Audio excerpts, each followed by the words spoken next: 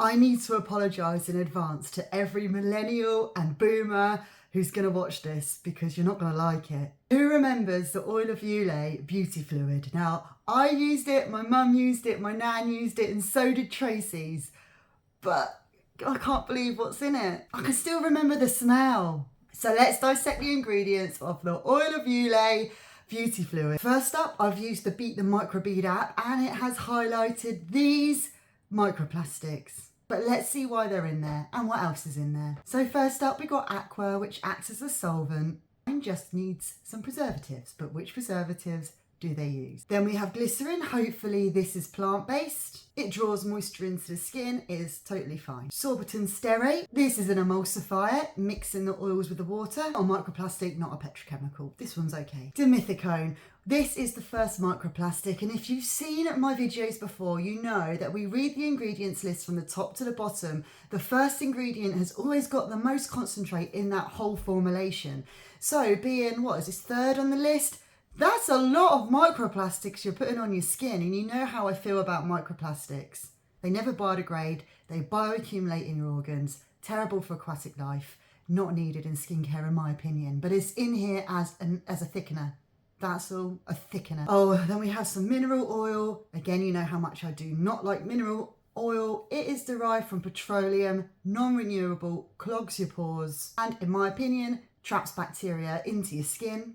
It's put in here for moisture, but I disagree. I don't think it provides your skin with any proper moisture. Petrolatum, exactly the same as the mineral oil. Cetyl ricinoleate is an emollient, helping the skin feel smoother. It's plant derived, this one's okay. Dimethiconal, another microplastic, put in there to make your skin feel smoother, but is that just because it's a layer of plastic on your skin?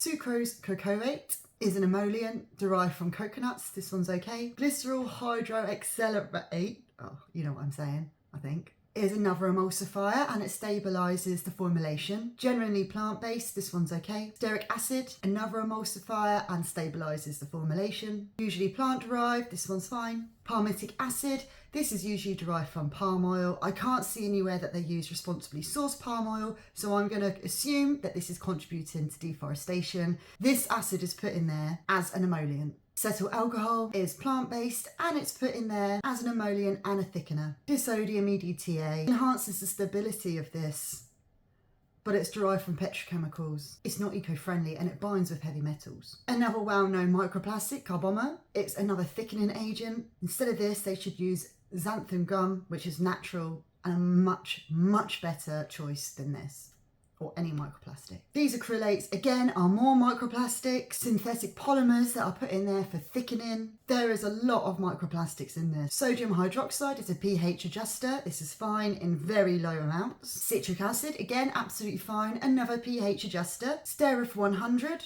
is an emulsifier, binding those oils to the water. I haven't found any good oils in this yet. All I've seen is water and plastic and emulsifiers. I haven't seen anything that is actually going to provide any nutrition to your skin whatsoever. Anyway, this Sterif 100 is classed as a PEG and it's derived from petrochemicals. Phenoxylene ethanol is a preservative, it's a petrochemical, and it's classed as an allergen.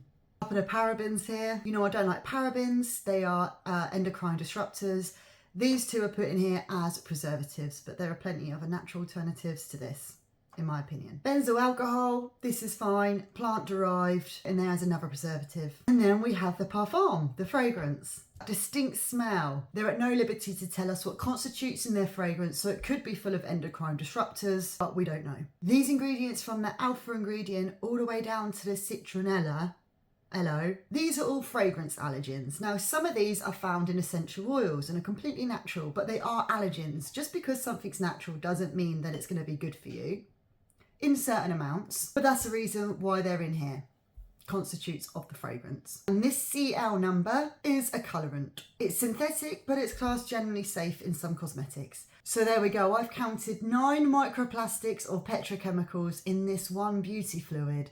I'm so sorry, Mum. I don't know if I want you to see this video. But again, this is just my opinion based on years of research. Please do your own research, and this isn't me bashing any of the brands. I'm just highlighting microplastics in skincare. And if there are any other skincare products you'd like me to dissect, then just let me know.